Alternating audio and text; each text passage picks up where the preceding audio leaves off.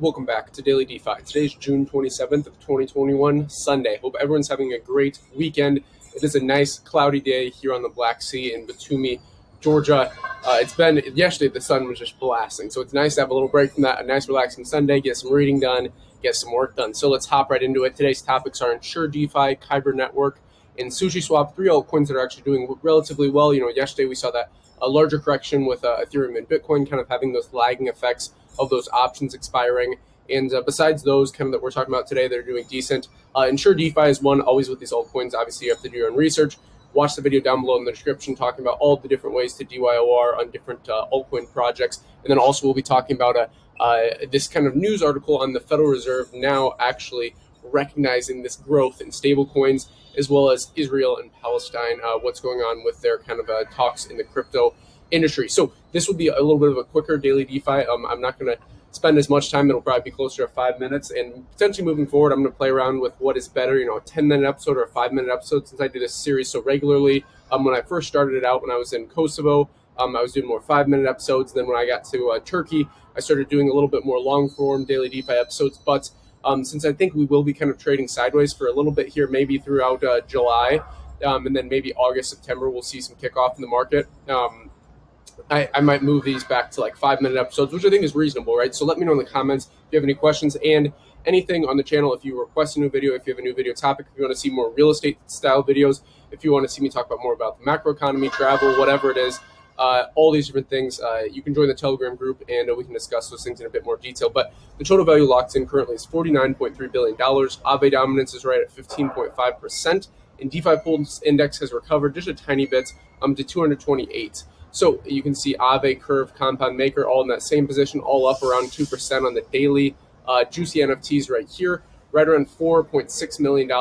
Pretty nice to see that is pretty consistent, actually. It's been interesting to see the actual crypto market go down in value, but Juicy NFTs, which track the non-fungible token of volume on a daily basis, it has gone up quite significantly. So moving on to this article from Decrypt here, Israel and Palestine are exploring digital currencies. Apologize for the background noise as well. So Israel and Palestine are exploring different digital currencies.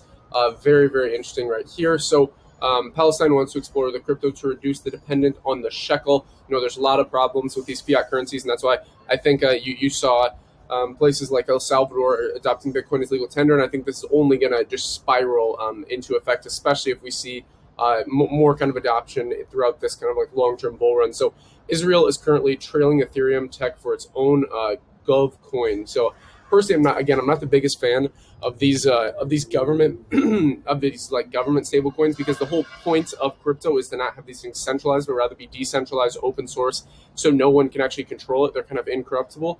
But I do think I'm moving away from kind of like the analog version of money where you have the actual physical dollars, the physical coins here, like here in Georgia with the lari. I mean, the physical coins are ridiculous. Like I have a ridiculous amount of physical coins. I just like give them away to people, like if there's someone on the street, like with a cup, obviously, not just random people, but like if someone's like begging for money, I just give them away, because it's annoying literally to have them in your pocket. I would much rather have them in my wallet online where I don't have to deal with the physical version, the analog version. So I think that trend, again, is only increasing, moving from the analog version to the digital version. So next article, the Federal Reserve official on stablecoin growth, how they just can't deny it anymore. Stablecoin growth is really undeniable, and they have to actually pay attention to it now.